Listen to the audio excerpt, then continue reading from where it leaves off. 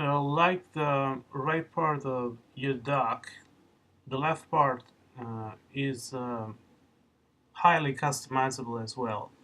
In fact, when you first install OSX Yosemite, you'll find yourself with a series of icons like iBooks or maps, but you can customize the icons you want displayed in your dock.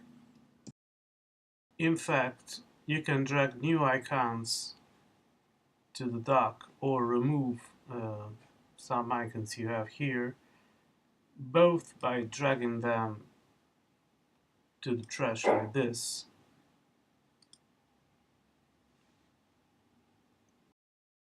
clicking an application and choose remove from dock. Once you open the program you want to add it to the dock, you can right click here, options, keep in dock, and you can move stuff around as you want, like this for example, and configure your dock icons the way you want, pretty much. A very important difference between OS X and Windows is that this comes in handy to explain this, that when you close a file, unlike Windows, you don't close its corresponding program, which remains active in background. What do I mean by that? If I close this calendar file like this, clicking here, you'll see that the calendar application is still open. In fact, an application in the dock is highlighted by a dot below it, which was white in until Mavericks, and then it became a tiny black dot, which I don't think is very effective. But anyway, so there are two ways, or better, three ways to close an open application. Either you right click here and then I'll explain you how to activate the right click with your mouse, which I should have done before, but anyway. And select quit, or you go to the application menu and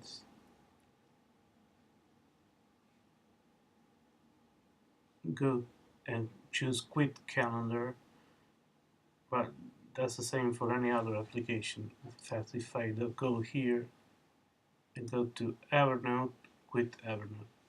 Or another way to get it done is to open Activity Monitor from Applications Utilities, or by searching it with Spotlight, which will show you a little bit like Task Manager from Windows, all the currently open applications. Anyway, in this case, we're gonna right click.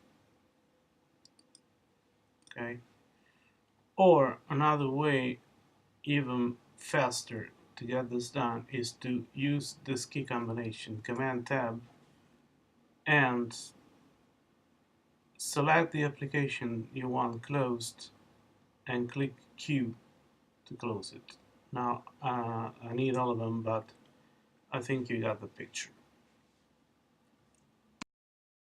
I should have mentioned that before, but anyway, the first thing you want to do when you uh, finish installing Yosemite is to go here, System Preferences, Mouse, and activate the right click if your Mac supports it. In my case it does. So if you select here, secondary click, and you open the drop down menu, you can choose click on the right side, which activates a right click similarly to Windows, which allows a series of functionalities that are a little more complicated to perform otherwise. Alright, a very important thing that's different from Windows is the keyboard. In fact, now I'm going to show you what's the difference, because okay, I use an Italian layout, but the keys I want to talk about are always present in all languages, so it's general consideration. And OS X keyboard has two particular keys, which are the command key, this one, which is also called Apple key because it was an Apple symbol in older keyboards, and the Alt key.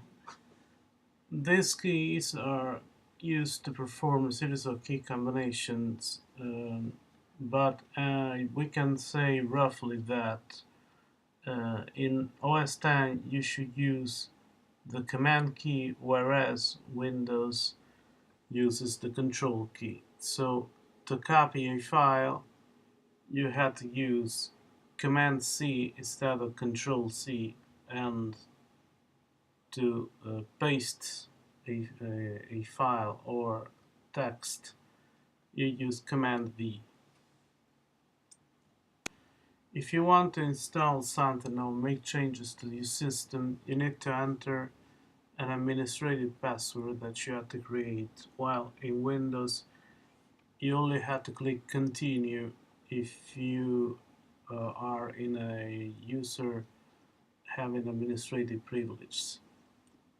This makes for more robust security implementation in Unix systems confronted with Windows-based systems. Like I said before, if you want to make any changes to the system, you have to enter your administrative password. I want to show you an example of this. If I want to change some system setting, for example, I want to enable Apple Firewall, which is disabled by default, I can go here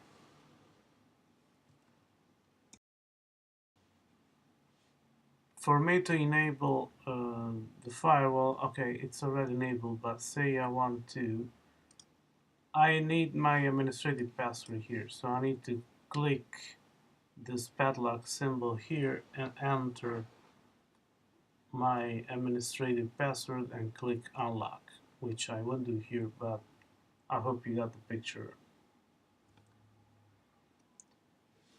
Now I want to show you how to remove a program from your Mac. Very easy to do it. You only need to open the applications folder from here or from the Finder. Grab the icon of any program you want removed and drag it to the trash like this.